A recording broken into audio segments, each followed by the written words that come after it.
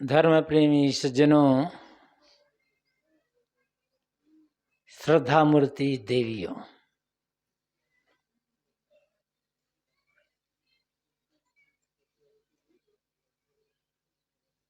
आप लोगों की बात बंद होगी।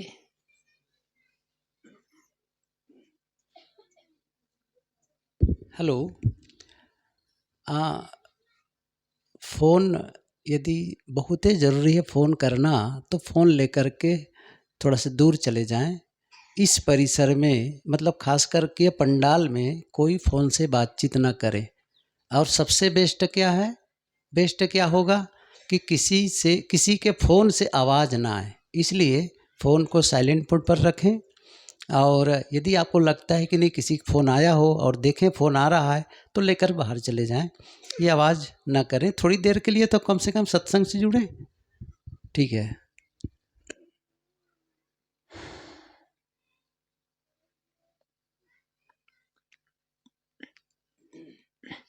मुद मंगलमय संत समाज, धर्म प्रेमी सज्जनों, श्रद्धा मूर्ति देवियों,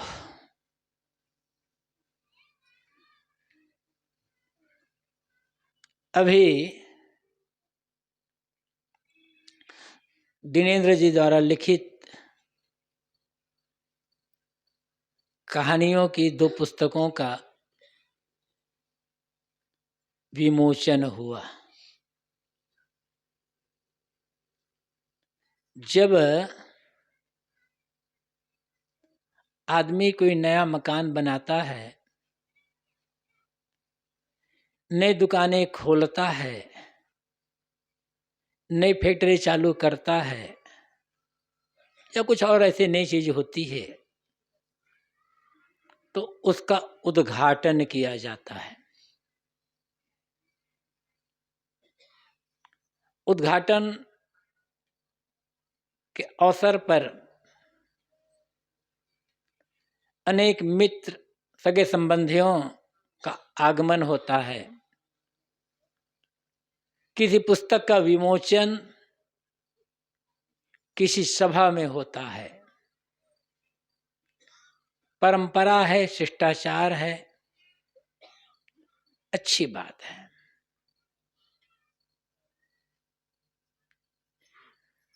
हम और आप लोगों ने अनेक पुस्तकों के विमोचन का कार्यक्रम देखा होगा।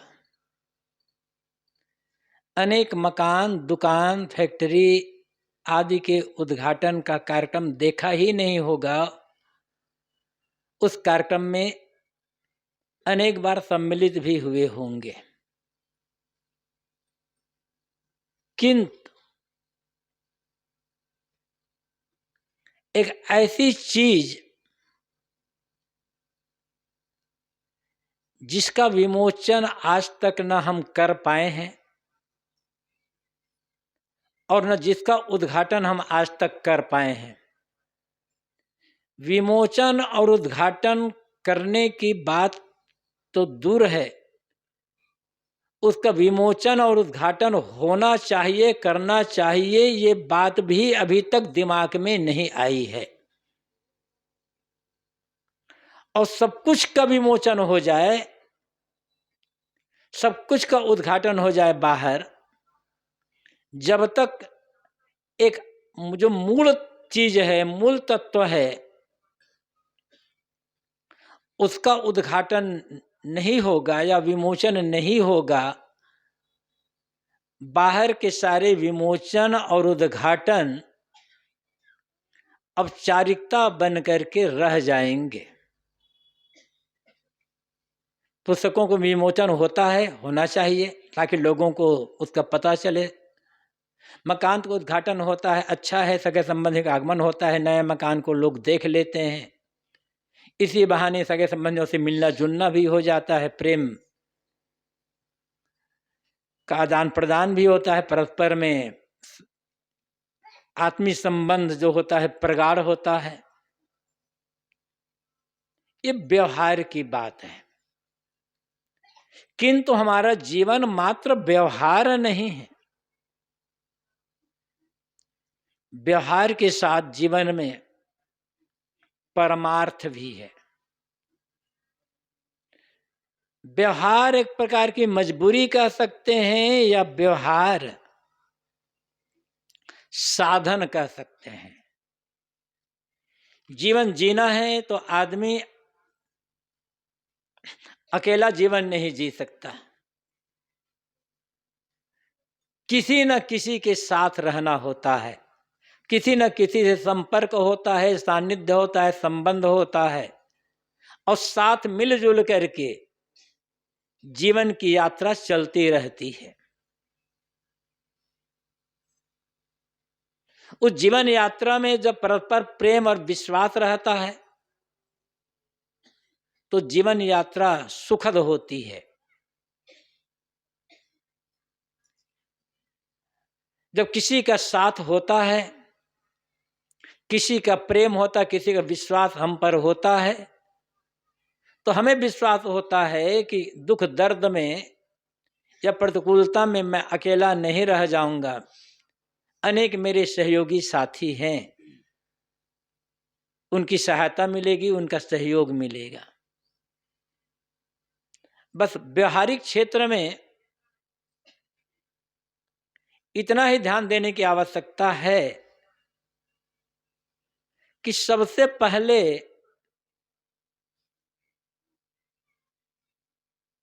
शुरुआत हम अपनी ओर से करें, दूसरों से अपने लिए जो हम चाहते हैं वही चीज दूसरों को देना प्रारंभ करें, और दूसरों से अपने लिए जो हम नहीं चाहते हैं वह देना सर्वथा बंद कर दें। आदमी अपने लिए क्या क्या चाहता है किसी को बताने की आवश्यकता नहीं है, और क्या क्या नहीं चाहता यह भी बताने की आवश्यकता नहीं है।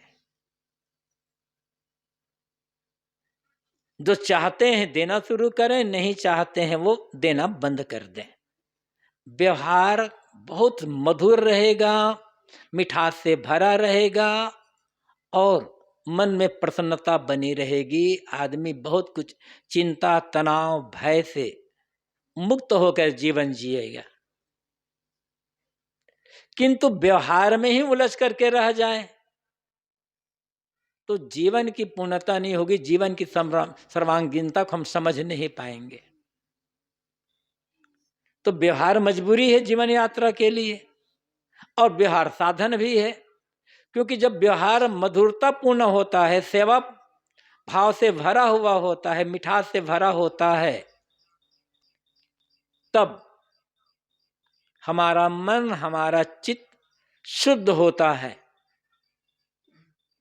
और शुद्ध चित्त में ही जो शुद्ध चित्त है वो वही पूरा प्रसन्न होगा, और शुद्ध चित्त में ही ज्ञान के बीज अंकुरित होते हैं, और वास्तविक सुख शांति की फसल तब लहलहाती है जीवन में। मैं ये कह रहा था कि अनेक बार विमोचन और उद्घाटन के कार्यक्रम में हम लोग सम्मिलित हुए हैं, करवाए भी हैं, किंतु जो एक मूल तत्व जिसको उद्घाटन होना चाहिए वो नहीं हो पाया। क्या अपने आत्म तत्व को उद्घाटन कर पाए हैं? हमारा जो स्वरूप है, हमारा जो जीव है, अनेक बंधनों में बंधा हुआ है, कभी उसको विमोचन करना चाहिए। बात समझ में आई है, दिमाग में आई है? पुस्तक खुली होती है, हम उसको एक रेपर से बंद कर देते हैं, अब फिर खोलते हैं,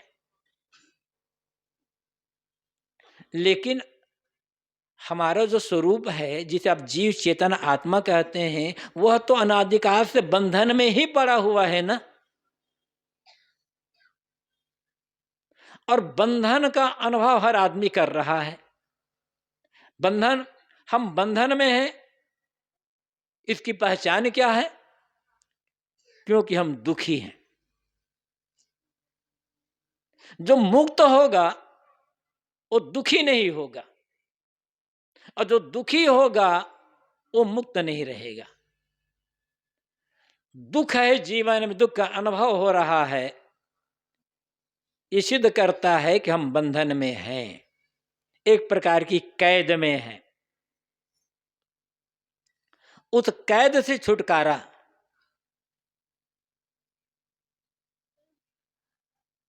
कैसे होगा? पहले तो उसका उद्घाटन करना होगा ना।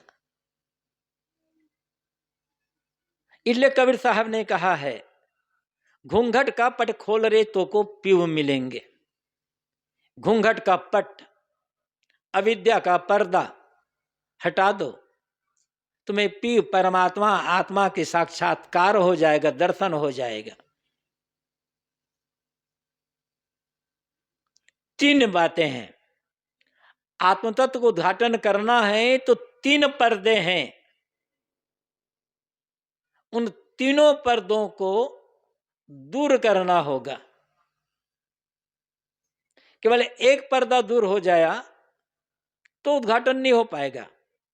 जब तीनों पर्दे पूरी तरह से हटा दिए जाएंगे या उन्हें फाड़ दिया जाएगा, तब आत्मतत्व को उद्घाटन हो जाएगा। और यह काम इस मनुष्य जीवन में ही किया जा सकता है, अन्य खानियों में ये काम नहीं किया जा सकता, क्योंकि वहां विवेक नहीं है, वहां समझ नहीं है। वे तीन पर्दे क्या है? जिनमें हमारा आत्मा, हमारा स्वरूप, हमारे जीव ढका हुआ है, और जिसको खोलने के लिए, जिस दर्शन करने के लिए हम धर्म के नाम पर बहुत कुछ करते हैं, त्याग, तप, साधना और पता नहीं क्या क्या,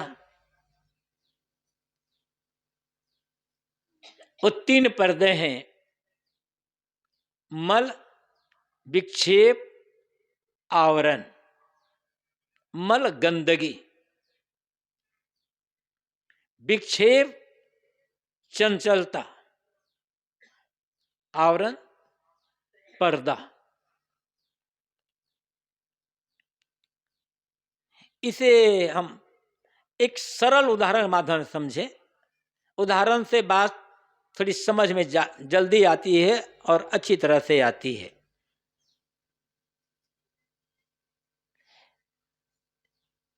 जैसे एक तालाब है, तालाब में पानी भरा है, पानी एकदम स्वच्छ निर्मल,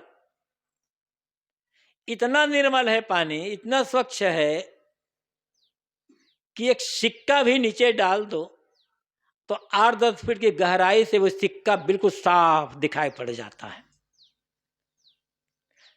सामने हम खड़े होते हैं पानी के पास जाकर के पास में,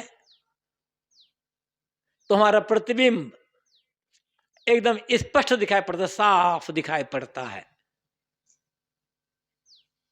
अब थोड़ा कल्पना करें, जोरों की बरसात हुई, उस जोरों की बरसात से गांव या आसपास के सारे कीचड़, सारे गोबर, माटी, ये सब धुल करके, और जो घास आदि है सब बह करके उस तालाब के पानी में मिल गए। पानी मटमैला हो गया। अब वहां हम खड़े होते हैं पानी के पास, प्रतिबिंब दिखाई नहीं पड़ता है। दिखाई पड़ेगा तो एकदम धुंधला, समझ में भी नहीं आएगा, क्योंकि गंदगी, मल आ गया है। बरसात तो नहीं हुई, पानी एकदम स्वच्छ है, किंतु जोरों की हवा चल रही है और पानी में लहरें उठ रही है, ऊंची ऊंची लहरें उठ रही है। पानी तरंगायित है, चंचल हो गया पानी। अब हम खड़े होते हैं तो हमारा प्रतिबिंब हिलता हुआ दिखाई पड़ेगा, जल्दी दिखाई भी नहीं पड़ेगा, दिखाई पड़ेगा तो हिलता हुआ समझ में नहीं आएगा, क्योंकि पानी स्थिर नहीं, चंचल हो गया है। बरसात भी नहीं हुई है, हवा भी नहीं चल रही है, पानी स्वच्छ भी है और स्थिर है, किंतु पानी के ऊपर शैवाल की परत जमी हुई, एक मोटी काई की परत जमी हुई है। तो हम खड़े होते हैं, प्रतिबिंब दिखाई ही नहीं पड़ता, काई प्रतिबिंब पड़ने को रोक देती है। इसे कहते हैं आवरण। स्वच्छ पानी में स्वच्छ प्रतिबिंब तभी दिखाई पड़ेगा जब पानी स्वच्छ भी हो, गंदगी ना उसमें, पानी स्थिर हो और पानी के ऊपर शैवाल की परत ना हो, काई की परत ना हो। अब यही बात हमारे मन के लिए कहो या हमारे जीवन के लिए कहो, हम भगवान खोजते हैं, परमात्मा खोजते हैं, ईश्वर खोजते हैं, आत्म साक्षात्कार करना चाहते हैं, उसके लिए हम बहुत कुछ करते हैं, किंतु ये जो 3 दोष हैं, मल विक्षेप आवरण, इन्हें दूर करने का हम काम नहीं कर पाते हैं। समझ में भी बात नहीं आती है।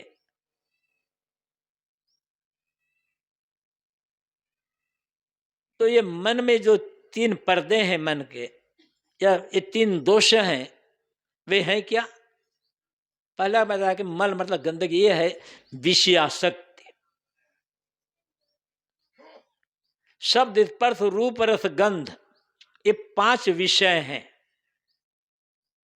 आंख से हम सब रूप देखते हैं, कान से शब्द सुनते हैं, जीवा से स्वाद ग्रहण करते हैं, नासिका से गंध और त्वचा से स्पर्श, ये 5 विषय। इन्हीं से जीवन यात्रा भी चलती है, जीवन हमारा व्यथित रहता है इनके ग्रहण से। आसक्ति क्या है? किसी चीज में मन का बिल्कुल बंध जाना, बार बार मन का उसी की तरफ दौड़ना, उसी का ख्याल करते रहना, और ये लगे कि उसके बिना जीवन बेकार। आसक्ति है। अलग अलग आसक्ति होती किसी को, एक ही प्रकार की आसक्ति नहीं होती है। और आसक्ति आदमी को कमजोर बना देती है। बड़ी बड़ी आसक्ति है नहीं है, छोटी से छोटी। अब देखो, उदाहरण के लिए समझ लें कि आसक्ति कहो या आदत कहो, आदत और आसक्ति में थोड़ा अंतर है, लेकिन दोनों कहीं के मिल भी जाते हैं। कि आसक्ति या आदत आदमी को कैसे कमजोर बनाती है? तंबाकू या बीड़ी में रखा क्या है? एकदम तुच्छ गंदी चीज, हमें उसके लिए कोई चिंता नहीं। लेकिन जिस व्यक्ति को तंबाकू खाने की या बीड़ी पीने की आदत है, वह व्यक्ति उसके लिए कितना कमजोर हो जाता है। आदमी यहां तक कह देता है, हमारा 2 दिन भोजन ना मिले तो चलेगा, बिना बीड़ी या तंबाकू के तो नहीं चलेगा। यद्यपि उसे कहा जाए, ठीक है, तुम कहते हो कि 2 दिन भोजन नहीं मिलेगा चलेगा, अब बिना तंबाकू बीड़ी नहीं चलेगा, हम तुमको महीना भर भोजन नहीं देंगे, तंबाकू बीड़ी जितना चाहो उतना दे देंगे, चलेगा नहीं चलेगा? जिस भोजन के बिना जी नहीं सकता है आदमी, उसके लिए कहता है 2 दिन नहीं मिलेगा तो चलेगा। और जो तंबाकू बीड़ी बिना आराम से, बड़ी शांति प्रसन्नता से जीवन जी सकता है, उसके लिए कहता है नहीं मिलेगा तो नहीं चलेगा। यही है आसक्ति। आदमी भोजन नहीं मांगेगा दूसरे के घर, क्योंकि भोजन क्यों मांगूंगा, मैं भिखारी थोड़े हूं, कमा करके खाता हूं। भोजन नहीं मांगेगा। लेकिन कहेंगे भैया बीड़ी दोगे क्या, नौकर से भी मांगेगा, छुट जात वाले से भी मांगेगा। तो कितना ये बीड़ी तंबाकू आदमी को भीख मांगना सिखा देते हैं और आदमी को हाथ फैलाना सिखा देते हैं। यही है आदत, आसक्ति। खाने बैठे और अमुक चीज नहीं मिली खाने में, परेशान हो गए, ऐसी सब्जी, ऐसे दाल, ऐसे चावल, ऐसे ये। एक दिन नमक कम हो गया चावल सब्जी में, परेशान। अरे एक दिन नमक नहीं खाओगे सब्जी में, बिना नमक सब्जी खा लोगे, कुछ नुकसान नहीं होगा। लेकिन उसके लिए परेशान हो गए। ठीक है, नमक खाने की आदत है। मेरा कहने का मतलब यह है कि किसी भी चीज में अपने को इतना न बांध लें कि चीज बड़ी हो जाए और आप छोटे हो जाओ। कभी यह न कहा करें कि अमुक चीज न मिली, नहीं मिली तो जीवन बेकार है। इसका मतलब चीज बड़ी है और आप छोटे हैं, चीज मालिक है और आप गुलाम हैं। और गुलाम को जीवन में कभी सुख नहीं मिलता है। मालिक बन करके जियो। चीज मिल गई प्रयोग कर लो, नहीं मिली याद भी मत करो। उस जिस चीज के लिए आप कहते हो कि अमुक चीज ना मिली तो जीवन बेकार है, उस चीज के बिना करोड़ों करोड़ों लोग जीवन जी रहे हैं, बड़े प्रेम से और आनंद से जी रहे हैं। आप क्यों नहीं जी सकते, हम क्यों नहीं जी सकते? क्योंकि हमने उस चीज से अपने को बांध लिया है, उसका मूल्य अधिक समझ लिया है। इसलिए किसी भी चीज से बांधो मत, किसी भी चीज से ना बांधो। तो मल है विषयासक्ति, किसी चीज की आदत बना लेना और उसी की याद बराबर करते रहना। याद करना ही है ना, तो अपने आत्मा की याद करें। आप उसी को परमात्मा की याद करें कह सकते हैं कि अभी कभी याद होती परमात्मा की। लग मार कहते थे भैया ऊपर वाला जाने, वो तो सबका मालिक है। उस मालिक को आप कितना याद करते हो दिन भर में? जब दुख आता है तब, बाकी समय तो याद नहीं करना है। तो मल आसक्ति, आसक्ति जब रहेगी आत्मा परमात्मा की बात कभी समझ में नहीं आएगी और परेशान होकर के जीवन जीते रहेंगे। ये आसक्ति का त्याग करना है। तो करना क्या होगा? वैराग्य। वैराग का अर्थ घर छोड़ना नहीं है। ये मत समझिए कि वैराग मतलब घर छोड़ना। वैराग का मतलब है अनासक्ति, निष्कामता। धीरे धीरे वहीं जहां हैं वहीं पर अपनी आदत को जीतने का प्रयास करें, आसक्ति जीतने का प्रयास करें, स्वच्छंद जीवन जीने का प्रयास करें। चीज तो छूटेगी ना एक दिन। तो चीज छोड़ने के पहले आप उसकी आदत, उसका लोभ, उसकी आसक्ति का त्याग कर दें। आप घर तो छोड़ करके साधु मार्ग में आ गए, लेकिन यहां भी किसी से अपने को बांध लिए तो वैराग तो नहीं हुआ। वैराग मतलब अनासक्त। गुरुदेव जी प्राय कहा करते थे, वैराग का मतलब घर छोड़ना या कपड़ा बदलना नहीं होता है। वैराग का मतलब होता है अनासक्त, निष्कामता, निर्मोहता। जहां रह रहे हैं डूब करके प्रेम करें, डूब करके सेवा करें, किंतु याद रखें जहां रह रहे हैं वहां से दिन आपको निकलना पड़ेगा। जहां रह रहे हो निकलना पड़ेगा, नहीं चाहने पर भी चलना पड़ेगा। जिसे छोड़कर हाथ मलना पड़ेगा, वहां मन फसाना महामूढ़ता है। जाना है एक दिन यहां से, उस बात की भी याद करते रहें। लेकिन एक बात और, जब जाना है यहां से तो अच्छा से अच्छा काम करके जाएं,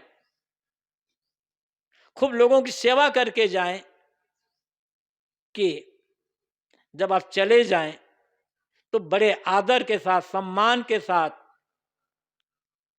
लोग आपकी याद करें। यदि हमारे मरने पर, मतलब शरीर के मरने पर, शरीरांत हो जाने पर लोग यह कहते हैं अच्छा हो गया भैया से चला गया, तो समझ लेना नरक में जाना पड़ेगा। यदि हमारे मरने से लोगों को खुशी हो रही है तो हमने जीवन को बहुत गलत तरीके से जिया है।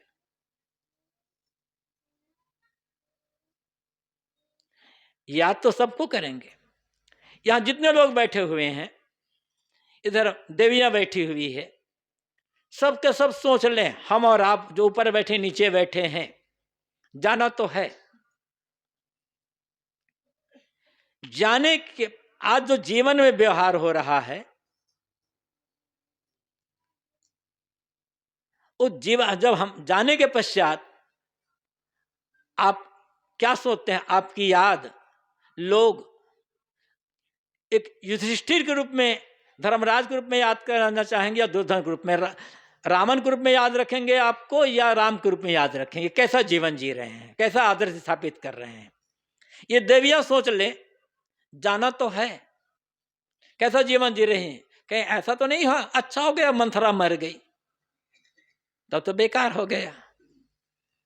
सीता के रूप में, सावित्री रूप में, कौशल्या के रूप में, सुमित्रा के रूप में याद करें, एक अच्छे प्रेम से याद करें। तो इसलिए जहां चाहे घर में रह रहे हो, मठ में रह रहे हो, कहीं भी जा रहे हो, रह रहे हो, जाना पक्का है। किंतु जाने के पहले अपना व्यवहार इतना प्रेम पूर्ण, आदरपूर्ण, सेवापूर्ण बना, लोगों के लिए भलाई का काम कर लें कि जब चले जाएं तो आदर, सम्मान और श्रद्धा से याद करें, तो ये मानव जीवन पाना सार्थक हो जाएगा। और ऐसा कर जब करने के लिए आपको बैराग करना होगा। बैराग मतलब लोभ का, लालच का, ईर्ष्या का, द्वेष का, घृणा का, बैर विरोध का, क्रोध का, और मन के अनेक जो विकार हैं, इन सब का त्याग करना होगा। कहना चाहिए मन के लोभ, मोह, आसक्ति, कामना, तृष्णा, इनका त्याग ही वास्तविक बैराग होता है। खाली घर का त्याग ही बैराग नहीं होता है। तो जितना जितना बैराग भाव बढ़ता जाएगा, ये मल दूर होता चला जाएगा। दूसरी बात, विक्षेप, चंचलता। जैसे हवा चलने पर पानी में लहरें उठती है, ऐसे ही हमारे मन में लहरें उठती है। हमारा मन चंचल। लोग कहते हैं साहब भजन में बैठते हैं, साधना में बैठते हैं, ध्यान में बैठते हैं, ये मन तो एक क्षण भी नहीं ठहरता। मन नहीं ठहरता का मतलब क्या है? मन चंचल बना हुआ है। और मन की चंचलता का मतलब क्या है? जो बात नहीं सोचना चाहिए वह बात सोचना। जिस समय जिसकी याद नहीं करना चाहिए या नहीं आना चाहिए, उस समय उसकी याद आ जाना या उसकी याद करना। जो काम कर रहे हैं, जिस काम के लिए बैठे हैं, उसी काम में मन का न लगना, यह मन की चंचलता है। सत्संग में बैठे हैं अभी आप, और सत्संग में बैठकर सोच रहे हैं लड़के ने गाय को पानी पिलाया है नहीं पिलाया है, तो आपके पिलाने से, आपके सोचने से पिला देगा क्या? वहां तो काम बनाएगा नहीं। यहाँ क्या कहा जा रहा है दिमाग में बात आएगी नहीं। उधर से भी गए, इधर से भी गए। और ऐसे आप इसको उदाहरण से आप समझ लें, मन के स्थिर ना पाना अभ्यास की कमी होती है। अभ्यास करना होगा इसके लिए, अच्छा अभ्यास बनाना पड़ेगा। गलत जो हम कहते हैं स्थिर नहीं होता, वो हमारे गलत अभ्यास का परिणाम है। इसलिए कबीर साहब ने कहा, तन से काम मन से राम, कहे कबीर शरे दो काम। शरीर से परिश्रम करो, सेवा करो, किंतु शरीर से सेवा परिश्रम करते हुए भी मन से राम को सोचो, आत्मचिंतन का काम करो, मन को ज्ञान विवेक विचार की यादों में लगाओ, भजन भक्ति की याद में लगाओ। इसी छत्तीसगढ़ की एक देवी कहती थी, साहब पहले मेरा मन बहुत चंचल रहता था, एकदम परेशान करता था, कभी रुकता ही नहीं था, पर मैं परेशान रहती थी। लेकिन धीरे धीरे जब संतों की संगति की पुस्तक पढ़ा, कुछ समझ में बात आई, तो कह रहे थे मैं जो भी काम करती हूँ, किचन में भोजन बनाती हूँ, झाड़ू लगाती हूँ, पोछा लगाती हूँ, बर्तन साफ करती हूँ, कोई काम करती हूँ, तो मैं हल्की आवाज में कोई भजन कोई साखी गुनगुनाती हूँ। गुनगुनाने का मतलब है हल्की आवाज में गाना, मतलब बहुत तेज भी ना हो और एकदम मौन भी ना हो। गुनगुनाने का मतलब है हम या तो हम सुन सके या तो हमारा बगल बगल आप लोग दूर जितना बैठे हो लोग ना सुन सके, गुनगुनाना। और कहते हैं जब से मैंने गुनगुनाना सुना शुरू किया, अब मेरा मन जो भागता था यहाँ वहाँ, बेकार बेकार बातें सोचता था, वो सोचना बंद हो गया। अब मैं बहुत सुखी हो गया। और एक बात और याद रखना, ये जो मानव जीवन मिला है ना हमें, ये जीवन मिला है गुनगुनाने के लिए, भुन भुनाने के लिए नहीं मिला है। और हम लोग भुन भुनाते रह जाते हैं, गुनगुनाना तो बंद ही हो चुका है ना। भुन भुनाना जीवन की हार है और गुनगुनाना जीत है। भुन भुनाना तो बन गई है आदत, गुनगुनाना का आदत बनाना होगा। तो जब अभ्यास, अच्छे अभ्यास, बात चल रही है मन की चंचलता के पर, ये मन की जो चंचलता है विक्षेप है। और जब मन चंचल है तो आत्मबोध कैसे होगा, आत्म साक्षात्कार कैसे होगा, ध्यान में मन लगेगा कैसे, भजन में मन लगेगा कैसे, तो आत्म का आत्म तत्व का उद्घाटन कैसे हो पाएगा फिर। इसलिए अच्छी आदत बनाए, अच्छा अभ्यास बनाना होगा। और यह अभ्यास एक दिन दो दिन में नहीं बनेगा, लंबे समय तक, वो भी बड़े प्रेम के साथ श्रद्धा के साथ करना होगा। जरा ख्याल कर लो, हम और आप जब पहली बार विद्यालय गए होंगे पढ़ने के लिए, तो कलम पकड़ना भी नहीं आता रहा होगा। 2-4 दिन अभ्यास करते करते तब कलम पकड़ना आया। कलम पकड़ना आ गया तो लिखना भी नहीं आता था, लिखते थे कुछ हाथ को और चला जाता था। लेकिन अभ्यास करते करते अब ऐसा हो गया कि आंख बंद करके भी यदि साइन करना पड़े तो हम लोग साइन कर लेंगे। कैसे हुआ? अभ्यास ही करत करत अभ्यास के जड़मति हो तो सुजान, रसरी आवाज जाते शिल्प पड़त निशान, ये सब जानते हैं। तो अच्छे अभ्यास, अच्छी आदत से मन की चंचलता दूर होगी। और जब मन की चंचलता दूर होगी तब ध्यान में मन लगेगा और तब आत्म साक्षात्कार हो, आत्म उद्घाटन होगा। तीसरी बात है आवरण। आवरण मतलब कहा था काई की परत, शैवाल की परत जम जाना, पर्दा। वो क्या है? अज्ञान। मैं शरीर हूं, ये शरीर मेरा है, जितना इस भाव में मन टिकेगा, जितना ये भाव प्रगाढ़ होगा, उतना मैं चेतन हूं, मैं जीव हूं, मैं आत्मा हूं, ये भाव भूलता चला जाएगा। शरीर तो है लेकिन शरीर अलग है और जीव अलग है, दोनों एक साथ है। किंतु शरीर सामने बना हुआ है, सुबह से शाम तक हमें शरीर के लिए प्रयास करना पड़ता है, नहलाना धुलाना, साफ रखना, खिलाना पिलाना होता है, मजबूरी करना पड़ेगा। लेकिन ये समझना होगा ये मैं शरीर नहीं हूं, शरीर में रहते हुए भी मैं शरीर से अलग हूं, ये भाव समझना होगा। सारे दुख का जितना कारण है ना, दुख का मूल कारण, और कहना चाहिए पापों का मूल कारण क्या है? मैं शरीर हूं, यह भाव। किसी कवि ने बड़ा सुंदर कहा है, इस देह को मैं मानना सबसे बड़ा यह पाप है, सब पाप इसके पुत्र हैं, सब पाप का यह बाप है। मैं शरीर हूं, जब यह भाव मन में जमा तो मुझे दुनिया, अधिक से अधिक दुनिया का भोग चाहिए, पद चाहिए, सम्मान चाहिए। तब फिर क्या होगा? जायज न जायज तरीके से हम ये सब इकट्ठे करना शुरू करेंगे, और फिर इकट्ठे करते करते हम दूसरे के बारे में कुछ सोचना ही बंद कर देंगे, मुझे मिलना चाहिए बस, तो कहां से फिर भजन का, साधना का काम होगा? आत्म तत्व उद्घाटन कैसे हो पाएगा?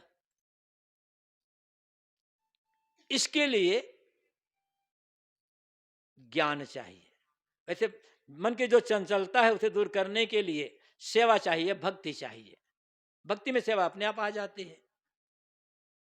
और ज्ञान, जड़ और चेतन का बोध, आत्मा अनात्मा का बोध।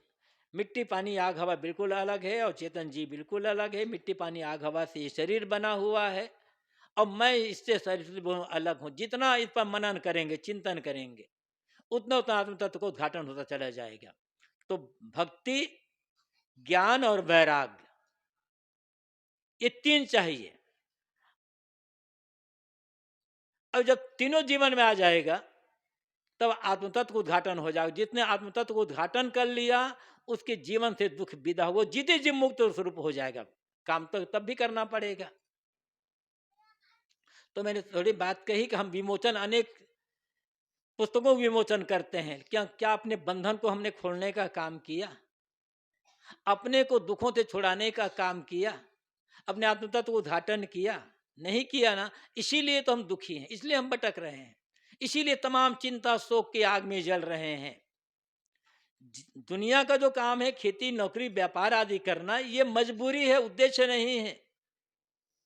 ताकि जीवन जीना है, खाना पीना, इसके लिए मजबूरी है। और परिवार का भरण पोषण जिम्मेदारी है, लेकिन उद्देश्य क्या है? आत्म कल्याण, आत्मोत्थान, आत्म उन्नति। और इसी के लिए चाहिए भक्ति, ज्ञान और वैराग। भक्ति ही समर्पण, ज्ञान तथ्य बोध और वैराग जो जो दुखदाई है। सीधे हम वैराग को में कहें तो कह सकते हैं जो जो जो कर्म, जो विचार, जो भाव, जो व्यवहार, जो खान पान अंतिम में दुख का कारण बन जाए, उन सब का त्याग कर देना और कहीं अपने मन को न बांधना, ये वैराग्य है। दुनिया छोड़ने का मतलब नहीं है।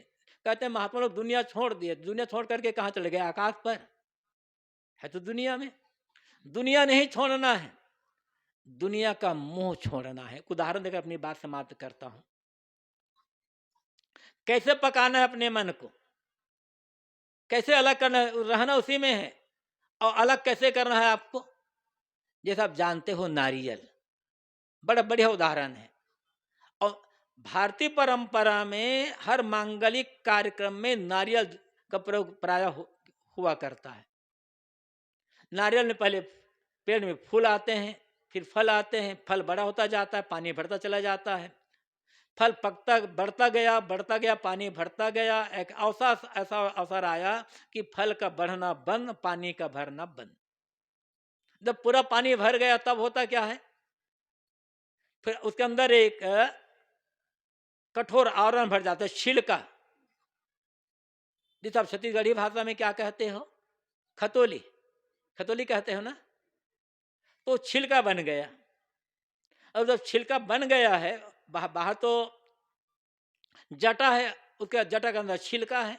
तब छिलका बन गया पूरी तरह से, तब पानी सूखता गया तो मलाई की परत छिलके में जमती चली गई। पानी सूखता गया, मलाई की परत जमते जमते पूरी परत जम गई, लेकिन मलाई की परत गीली है, नारियल में पानी भरा है। अब जो गीला नारियल है, जिसे में नारियल जो है वो बन चुका है लेकिन कच्चा है, उस गले नारियल को हम तोड़ते हैं तो क्या होता है? नारियल की जो गरी है अंदर, वो टूट टूट कर निकलती है, छिलके से चिपक करके निकलती है और पानी निकलता है।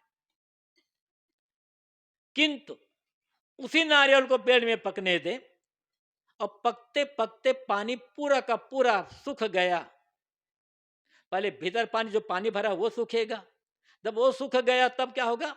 जो गरी में पानी है, पानी का अंश है, वो सूखेगा। सूखता गया, गरी छिलके से अलग होती चली गई। और जब पानी पूरा पूरा सूख गया तो गरी जो गोला है वो पूरा पूरा अलग, छिलके से अलग होकर के उसी में रह गया। अब जब बजाओ तो क्या होता है, खड़खड़ की आवाज आती है। उसको तोड़ोगे तो क्या निकलेगा, साबुत। इसी प्रकार घर में रहें, दुनिया में रहें, क्या होता है, रहते रहते क्या है, एक दुनियादारी का, राग रंग का, मोह माया का पानी भरा हुआ है। उसी में सेवा से, भक्ति से, ध्यान से, चिंतन से, भजन से अपने मन के पानी को सुखाते जाए। और यदि सुखाया नहीं, तब अंतिम समय टूट कर हाय मेरा ये छूट रहा है, हाय मेरा वो छूट रहा है। नारद जब गिला नारद फोटो पानी निकालता है ना, तो रोते रोते दुनिया से विदा होना पड़ेगा। और यदि उसी घर परिवार में रहते रहते सेवा किए, भक्ति किए, सुंदर व्यवहार किए, और व्यवहार करते करते ज्ञान विवेक का, ध्यान चिंतन का, साधना का अभ्यास किए, तो सुखते सुखते सुखते सुखते जब अंदर का मोह या लोभ पूरा सूख गया ना, तब टूटे क्या है, सुख नारद को तोड़ो तो आप अलग हो जाओगे। उसी घर में रहना है, लेकिन नारद के समान अलग रहना है, कहीं जाना नहीं है। कि घर तो छोड़ दिए, अब पानी तो भरा हुआ है, तो यहाँ आकर झगड़ा करोगे। घर में झगड़ा करते थे, साधु बन गए तो झगड़ा करोगे। आदत में बिगड़ी है। अब जो बिगड़ी आदत है ना, ये बिगड़ी आदत को सुधारना है। ये बिगड़ी आदत, बिगड़ी जो आसक्ति है, इसको सुधारना ही वैराग है। तो सेवा से, भक्ति से मन की चंचलता दूर होगी, ज्ञान से जीव और शरीर की भिन्नता का बोध होगा, और वैराग से जो विषयासक्ति है, गंदगी जमी है, ये दूर हो जाएगा। जब तीनों दूर हो गए, जब भक्ति ज्ञान और वैराग जीवन में आ गए, तब आत्म तत्व का उद्घाटन हो जाएगा। और इसी जीवन में हम कल्याण का काम कर सकते हैं। इसी के लिए संतों की संगति, सत्संग और भजन की आवश्यकता होती है। आप सब सौभाग्यशाली हैं जो आपके मन में सेवा, भक्ति, भजन और सत्संग के लिए प्रेम है, श्रद्धा है। इस श्रद्धा प्रेम को बना करके रखें, और ऐसा करते करते धीरे धीरे अपने मन को पकाते जाएं, और इतना पका लें कि नारद समाज बिल्कुल सूख जाए, रहते भी अलग हो जाए, जीवन कृतार्थ हो जाएगा। अपनी वाणी को यहीं पर विराम देता हूं। बोलिए सद्गुरुदेव की जय।